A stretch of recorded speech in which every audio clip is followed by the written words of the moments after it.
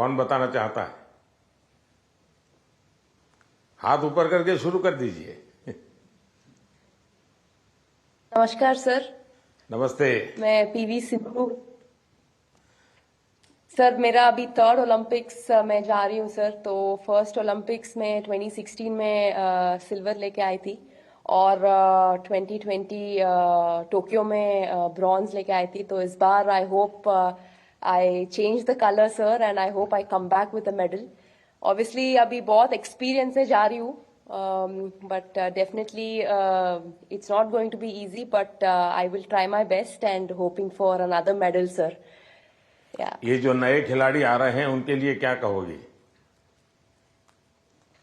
बस फर्स्टली मैं बस ये कहती हूँ कि I wish them all the very best. बहुत लोग ये सोचते कि ओलंपिक्स है कैसा खेलना, और प्रेशर भी बहुत रहता है। और कुछ कुछ लोगों को ये रहता है कि वो एक्साइटमेंट रहता है कि you know it's a first Olympics and we want to go to the Olympics. But I just want to say that you know it is like any other tournament. It's just that हम focus करना है और we have to have that belief in ourselves that we can do it. And definitely सब लोग hard work कर रहे हैं, तो I wish them that they give their 100%, not think that it is some different tournament and it is going to be hard. But I just want to tell them that it is like any other tournament and I want them to give their 100%. चलिए, बहुत pressure तो शुभकामनाएं। सब लोग सब। Thank you sir, thank you, thank you. और कौन कोई है जो बाहर से बात करना चाहेंगे?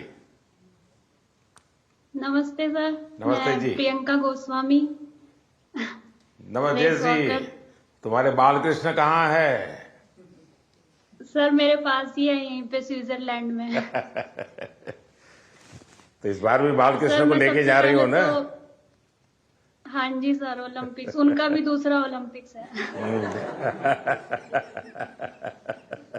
सबसे पहले तो सर आपको बधाई हो कि आप तीसरी बार प्रधानमंत्री बने हैं और हमें सभी खिलाड़ियों को आपसे दोबारा से बात करने का और मिलने का मौका मिला है। Thank you. और सर जैसा कि दूसरा ओलंपिक्स है और मैं 3 महीने से ऑस्ट्रेलिया में ट्रेनिंग कर रही थी सरकार की तरफ से, और अभी स्विट्जरलैंड में ट्रेनिंग कर रही हूँ टॉप्स की तरफ से।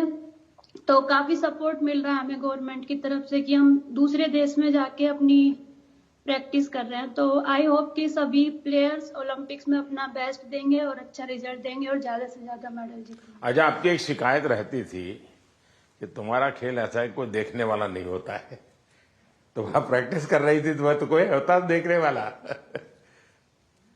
हाँ सर, विदेशों में तो इस खेल को भी मतलब उतनी ही अहमियत दी जाती है जितनी की और खेलों में दी जाती है। तो अपने देश में थोड़ा सा कम था, लेकिन जब से आप भी उसको इनक्रेज कर रहे हो कि सब देखो, इस हर खिलाड़ी के लिए आप बोलते हैं, तो हमारे देश में भी बहुत लोग अभी खेल को देख रहे हैं और काफी बढ़ावा मिल रहा है खिलाड़ी को। और हमें भी सपोर्ट मिलता है कि कोई देखता है हमारा इवेंट कि हाँ सब बैठ के देख रहे हैं, तो हमें भी और मोटिवेशन आता है कि अच्छा करना है।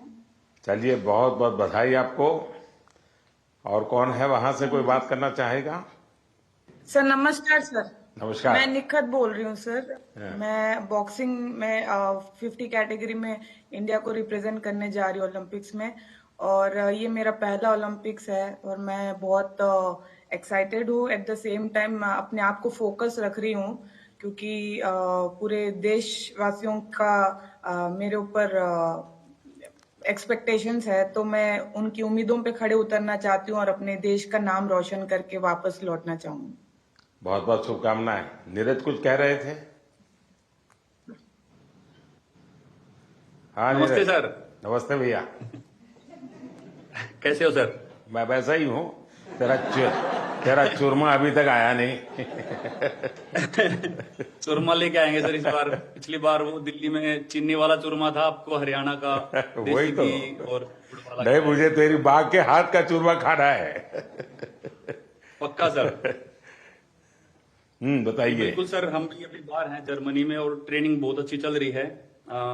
इस बार मैं काफी कम कंपटीशन खेल रहा हूं क्योंकि बीच बीच में मुझे एक इंजरी हो रही है, पर अभी काफी बेटर है। अभी कुछ दिन पहले मैं फिनलैंड में कंपटीशन खेल रहा था और वो काफी अच्छा रहा। और 1 महीना है हमारे पास ओलंपिक्स के लिए और ट्रेनिंग बहुत बढ़िया चल रही है। कोशिश कर रहे हैं कि अपने आप को पूरा फिट करके जाएं पेरिस में और 100% दें सर अपनी कंट्री के लिए, क्योंकि 4 साल में आता है। मैं ये सभी एथलीट्स को ये बोलना चाहूंगा कि 4 साल में मौका मिलता है और अपने अंदर घुस के उस चीज को निकालें कि क्या वो चीज है जिससे हम अपना बेस्ट दे सकते हैं। क्योंकि मेरा टोक्यो मेरा पहला ओलंपिक्स था और पहले ओलंपिक्स में ही बहुत ही अच्छा रिजल्ट रहा, गोल्ड जीता देश के लिए। और उसका रीजन मैं मानता हूं कि ये है कि मन में डर नहीं था, निडर होके खेला और बहुत ही बिलीव था खुद पे कि ट्रेनिंग बहुत अच्छी हुई है। और मैं सभी एथलीट्स को ये बोलूंगा कि वैसे ही खेलें, किसी से डरने की घबराने की जरूरत नहीं, क्योंकि वो भी इंसान है। कई बार हमको लगता है कि शायद यूरोपियंस ज्यादा स्ट्रांग है या फिर यूएस के एथलीट या दूसरी कंट्रीज के ज्यादा स्ट्रांग है, लेकिन वही है कि अगर हम खुद को पहचान लें कि हाँ हम इतनी मेहनत कर रहे हैं, अपने घर बार को छोड़ के इतनी दूर हैं, तो कुछ भी पॉसिबल है जी।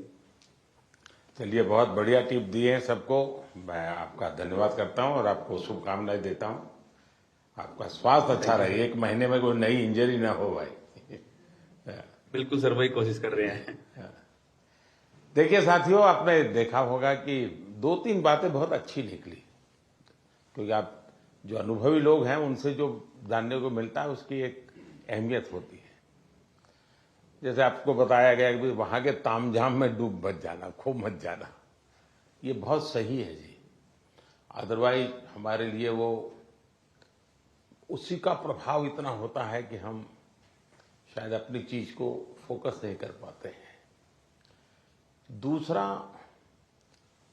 परमात्मा ने हमें एक कद दिया है, बाकी खिलाड़ी हमसे बड़े कद वाले होते हैं, लेकिन हम पक्का मान के चले यहां कद का खेल नहीं है जी, यहां कौशल्य का खेल है, आपकी टैलेंट का खेल है। सामने वाले का शरीर हमसे 2 फीट ऊंचा है, चौड़ा है, इसकी परवाह मत कीजिए।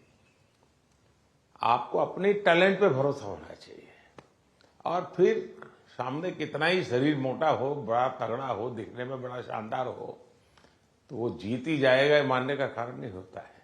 तो हमने कोशिश, अपने पास जो कौशल्य है, अपने पास जो टैलेंट है, उस पर ही हमारा फोकस होना चाहिए और वही हमें परिणाम देता है। आपने देखा होगा कि बहुत सारे लोग, बहुत कुछ आता है उनको, लेकिन एग्जामिनेशन के समय गड़बड़ हो जाती है। उनको लगता है यार याद नहीं आता है, फिर सोचता है, कुछ कोरिलेट करता है, और उसका मूल कारण उसका एग्जाम पर ध्यान कम होता है। उसका मूल कारण होता है कि अगर मैं अच्छा नहीं करूंगा तो घर वाले क्या कहेंगे, अगर मैं मार्क्स कम लाए तो क्या, उसी प्रेशर में रहता है। आप चिंता छोड़ दीजिए दोस्तों, आप खेलिए अच्छा बस। अरे मेडल आते भी हैं, नहीं भी आते, क्या है, ये प्रेशर कभी मत रखिए। हाँ, अपना 100% बेस्ट देना है, ये मिजाज अपना होना चाहिए और उसमें कोई कमी नहीं होनी चाहिए। दूसरा, आप लोग जानते होंगे, आपको शायद ये आपके कोचेज हैं वो सब, या आपकी जो साइकोलॉजिकल जो ट्रीट करते हैं वो भी आपको समझाते होंगे, खेल जगत में प्रैक्टिस का जितना महत्व है, कंसिस्टेंसी का जितना महत्व है, उतना ही महत्व नींद का है। और कभी कभी तो कल सुबह मैच होने वाला, आज रात को नींद ही नहीं आ रही है, और शायद कोई और चीज हमें जितना नुकसान नहीं करती है, उससे ज्यादा नींद का अभाव नुकसान करती है। और आपको आश्चर्य होगा कि एक ऐसा प्रधानमंत्री है जो हमको सोने के लिए कह रहा है लेकिन मैं आपसे आग्रह से कहूंगा, अच्छी नींद बहुत जरूरी है खेल जगत के लिए, किसी भी जीवन के हर चीज के लिए। और आजकल तो मेडिकल साइंस भी नींद पर बहुत बल दे रहा है कि आपकी नींद कितने समय की है, कितनी साउंड स्लीप है, इसका बड़ा महत्व माना जाता है। और नया मेडिकल साइंस में इन चीजों को बड़ा स्वीकार किया जा रहा है।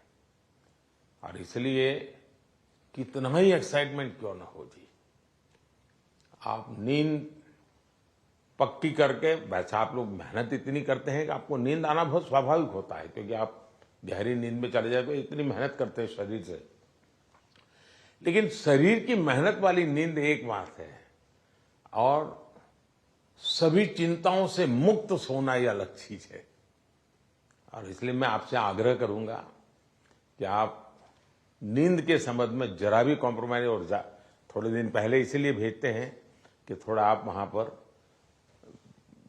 जेट लैग वगैरह समस्याओं से बच जाए, वहां थोड़ा कंफर्ट फील करें और उसके बाद आप खेल के मैदान में उतरे तो आपको सुविधा रहे, इसलिए एक व्यवस्था सरकार करती है। खिलाड़ियों की सुविधा के लिए इस बार भी कुछ नई नई चीजें करने का प्रयास किया है, लेकिन फिर भी मैं कह नहीं सकता हूं कि हर एक को सब कुछ वहां सुविधाजनक होगा ही कि नहीं होगा, लेकिन कोशिश की है। इन दिनों हम वहां के जो भारतीय समुदाय है उनको भी जरा एक्टिवेट करते हैं, उनको मोबिलाइज करते हैं, जरा आप भी हमारे खिलाड़ियों के साथ जरा जुड़िए। कुछ डिसिप्लिन रहती है इसलिए उतने तो निकट नहीं रह सकते, लेकिन फिर भी वो ख्याल रखते हैं, चिंता करते हैं। जिसका खेल पूरा हो जाता है उसकी तो भरपूर चिंता करते हैं, लेकिन हम कोशिश करते हैं कि एक प्रकार से आप लोगों के लिए कंफर्ट रहें, असुविधा ना हो और आप लोग अच्छा परिणाम लेकर के आए। मेरी तरफ से आप लोगों को बहुत बहुत शुभकामनाएं हैं और मैं आप लोगों का फिर से एक बार इंतजार करूंगा जब आप 11 अगस्त को तो सारा खेल पूरा होगा। आप में से लोग जल्दी आएंगे ऐसा तो क्रम रहता है, लेकिन मैं कोशिश करूंगा कि 15 अगस्त को एक बार लाल किले पर जब कार्यक्रम होता है तो आप लोग भी उसमें उपस्थित रहें, ताकि देश देखेगा कि यहाँ से हमारे ओलंपिक खेलने के लिए जो गए थे, क्योंकि ओलंपिक खेलने जाना ये भी बहुत बड़ी बात होती है जी। खेल में क्या करके आते हैं वो तो उसमें 4 चांद लगा देता है, लेकिन देश के अंदर इतना सारा खेल जगत के लोगों का होने के बाद आप में से खेलो इंडिया से निकल करके खिलाड़ी बने ऐसे कितने हैं? अच्छा, ये भी काफी लोग हैं। तो आपका क्या कैसा कौन सा खेल रहा क्या है बता दीजिए जरा। हेलो सर, मैं सिफ्त हूँ और मैं शूटिंग करती हूँ। तो खेलो इंडिया ने मुझे काफ़ी हेल्प की है, क्योंकि दिल्ली में ट्रेनिंग करके और उस टीम में आके जो भी मेरा रिजल्ट आया तो खेलो इंडिया कारण ही आया। चलिए, अच्छी शुरुआत है। हाँ जी। आपका? नमस्ते सर, मेरा नाम मनु भाकर है। मैं शूटिंग में ही अभी दूसरा ओलंपिक मेरी इंडिया को रिप्रेजेंट करूंगी। 2018 में जो फर्स्ट एडिशन था खेलो इंडिया स्कूल गेम्स का, उसमें मैंने नेशनल रिकॉर्ड के साथ गोल्ड मेडल जीता था और वहीं से उसके बाद मैं टॉप्स के कोर ग्रुप में आ गई थी और तब से बस ये था कि इंडिया की जर्सी चाहिए और इंडिया के लिए खेलना है। और खेलो इंडिया एक ऐसा प्लेटफॉर्म था जो बहुत सारे लोगों को उसने एक मार्गदर्शन दिया है और आई थिंक वहाँ से काफ़ी सारे एथलीट्स ऐसे हैं जो आज मैं अपनी टीम में देखती हूँ, मेरे साथ भी खेलते हैं और मेरे से जूनियर भी हैं जो खेलो इंडिया से आए हैं। और उसकी एक बड़ी स्टेप होती है टॉप्स, जो मुझे 2018 से ही उसका सपोर्ट मिला है और मैं बहुत ही शुक्रगुजार हूँ कि इनकी सपोर्ट की वजह से जो एक खिलाड़ी की छोटी छोटी समस्याएं होती हैं वो उनका हल निकाल देते हैं। तो आई थिंक बहुत मेजर रोल प्ले किया है मेरे लिए तो खेलो इंडिया ने और टॉप्स ने। सो जी सर, जो आज मैं यहाँ हूँ मैं उसके काफ़ी हद तक उसका सहारा रहा है। जी शुक्रिया सर। चलिए, बहुत शुभकामनाएं आपको। और कोई है जो कुछ कहना चाहते हैं, आप अपने हिसाब से कुछ बात बताना चाहते हैं? हाँ, नमस्कार सर।